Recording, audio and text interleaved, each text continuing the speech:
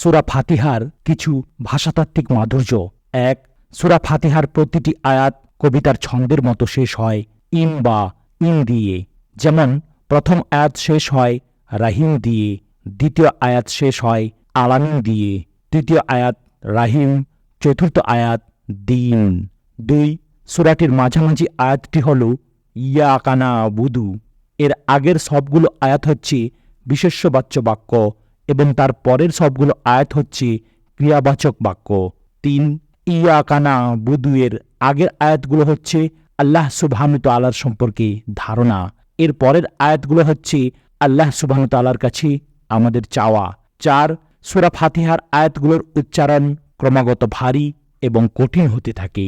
যেমন প্রথম 4টি আয়াতে সেরকম ভারী শব্দ নেই, কিন্তু ইয়াকানা বুদু থেকে ক্রমাগত ভারী শব্দ শুরু হতে থাকে এবং ক্রমাগত ভারী শব্দ বাড়তে থাকে। ইয়াকানা বুদু ওয়া ইয়াকা নাস্তাইন দুটো ভারী শব্দ।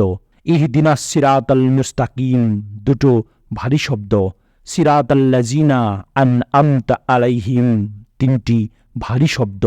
গায়রিল মাগদুবি আলাইহিম ওয়ালাদ্দাল্লিন চারটি ভারী শব্দ।